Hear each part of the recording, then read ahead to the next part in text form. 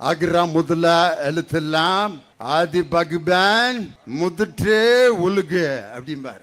இதுல ஆங்கிலத்தில் சொல்வார், I like Tamil purple and Tamil language அப்படின்னு. கோயம்புத்தூர்ல மருதமல்ல முருகனுக்கு அரகரா அப்படின்னார். கோயம்புத்தூர்ல முருகனுக்கு அரகரா. ஒரு குடும்பத்து அட்ரஸ்ல ஒரு அப்பாவுக்கு 122 பிள்ளைய ஓட்டு போட்டிருக்கான். எங்க? பீகார்ல. எப்படித்தான் அந்த மனுஷன் பெத்தாரோ. இன்னைக்கு ஹரியானால பிரேசில் நாட்டினுடைய மாடல் அழகி 40 இடத்துல ஓட்டு போட்டிருக்கு. அந்த அம்மா கண்ணீர் விட்டு அழுகுது. இந்தியாவில் என்னடா இப்படி ஒரு கூத்து. 11 மணிக்கு முடிக்கணும் 11 மணிக்கு முடிக்கணும்ட்டு 11 மணிக்கு தான் என்னை கூப்பிடுறாரு. நான் இப்போ எத்தனை மணிக்கு முடிக்கிறது?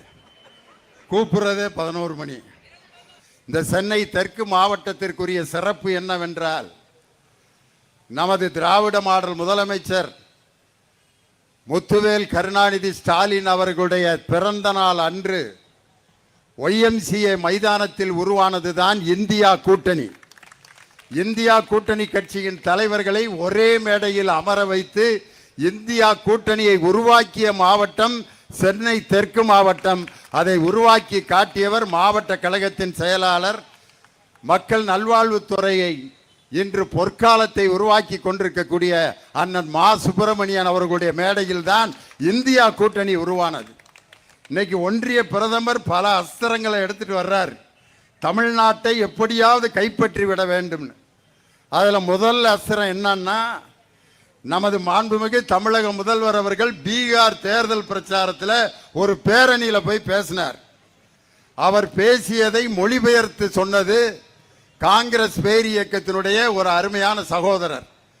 அந்த பேச்சினுடைய வலிமையை பார்த்துவிட்டு பீகார் மக்களும் தமிழர்களும் ஒன்று சேர்ந்து தமிழர்களுடைய பாதிப்பு பீகாரிலே வந்து பீகாரில் இந்தியா கூட்டணி வெற்றி பெறக்கூடாது என்பதற்காக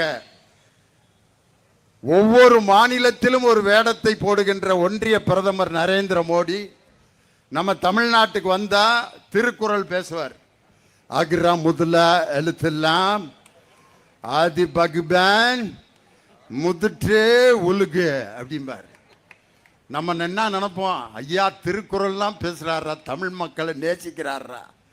இதுல ஆங்கிலத்தில் சொல்வார், I like Tamil purple and Tamil language அப்படின்னு. கோயம்புத்தூர்ல மருதமல்ல முருகனுக்கு அரகரா அப்படின்னார். கோயம்புத்தூர்ல முருகனுக்கு அரோகரா. அயோத்தியில அங்க பாத்தீங்கன்னா ராமனை பத்தி.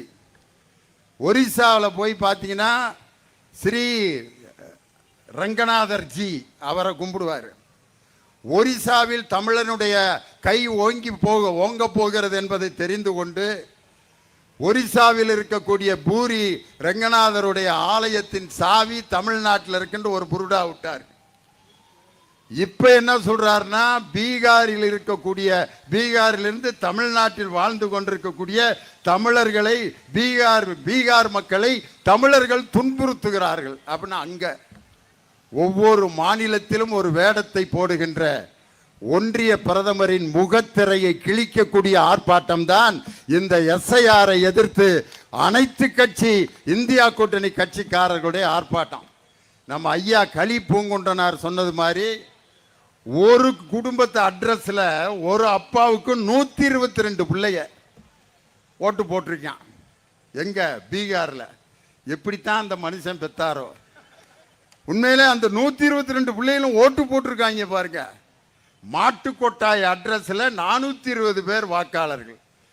இதையெல்லாம் பவர் பாயிண்ட் பிரசன்டேஷன் போல ஒரு விஞ்ஞானி எப்படி தன் கண்டுபிடிப்பை அறிவியல் பூர்வமாக மெய்ப்பிப்பாரோ அதுபோல ஸ்மார்ட் போர்டு வைத்து அறிவியல் பூர்வமாக மெய்ப்பித்த தலைவர் தான் இந்தியாவுடைய எதிர்க்கட்சி தலைவர் அருமை சகோதரர் ராகுல் காந்தி.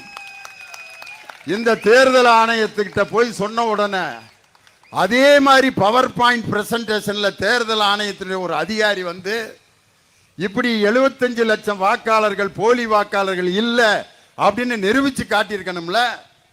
கர்நாடகாவில் இப்படி ஒரு தொகுதியில் முறைகேடு நடக்கவில்லை என்பதை நிரூபித்து காட்டணுமா வேணாமா தேர்தல் ஆணையம்?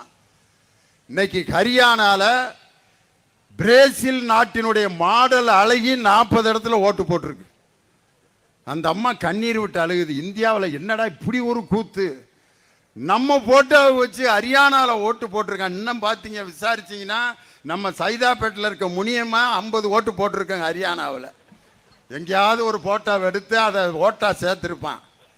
நாங்கள்லாம் வாத்தியாராக இருக்கவங்களை என்னைக்காவது ஒரு நாள் தான் அதிகாரி ஆக்குவாங்க. எப்பன்னா தேர்தல் அதிகாரி செலெக்ஷன் டியூட்டி போடுவாங்க.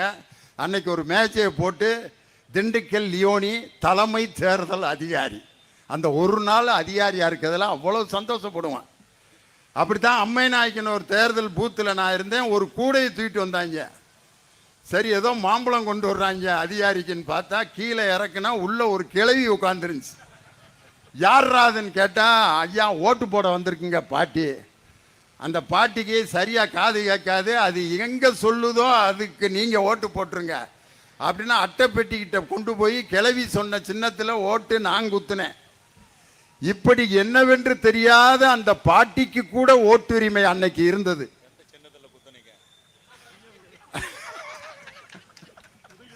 அந்த பாட்டி உதயசூரியனுக்கு தான் போட சொன்னிச்சு, அதை இங்கே சொல்லக்கூடாது.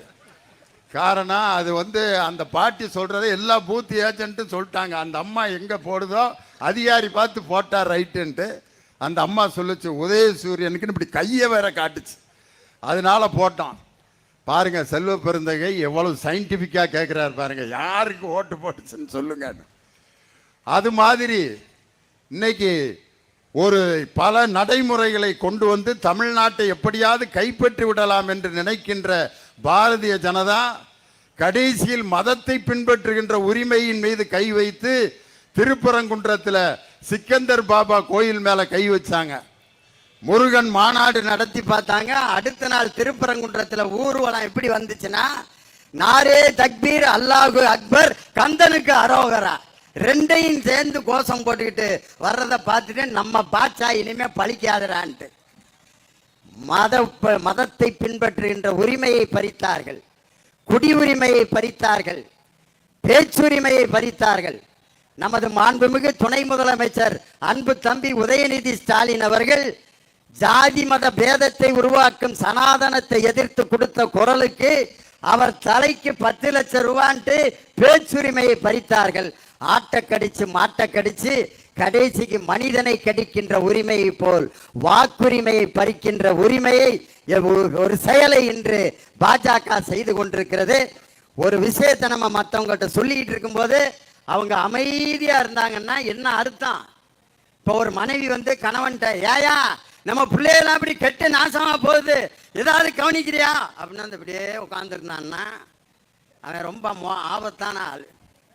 அல்லது மனைவியை புருஷன் கண்ட மேனிக்க திட்டுறப்ப அந்த அம்மா அமைதியா இருந்துச்சுன்னா என்ன அர்த்தம்னா, என்னைக்கு இருந்தாலும் புருஷனை விஷம் வச்சு கொல்ல போகுதுன்னு அர்த்தம். படபடன்னு பேசுறவங்க யாருக்கும் துன்பம் செய்ய மாட்டாங்க. ஒரு தேர்தல் ஆணையம் எந்த விதமான ரிஃப்ளெக்ஷனை இல்லாமல் இருப்பதற்கு காரணம் ராகுல் காந்தி அவர்கள் சொல்வது 100% நியாயம் என்பது இன்று இந்திய மக்கள் அனைவருக்கும் தெரிந்த விஷயம். இந்த வாக்குரிமையை பறிக்கின்ற இந்த முறைகேடான செயலுக்கு முதலில் குரல் கொடுத்த ஒரே முதலமைச்சர், இந்தியா கூட்டணியை உருவாக்கிய நம் தமிழக முதலமைச்சர் முத்துவேல் கருணாநிதி ஸ்டாலின் 2026 7வது முறையாக மீண்டும் முதலமைச்சராக பொறுப்பேற்பார் என்ற உறுதியை இந்த நேரத்தில் சொல்லி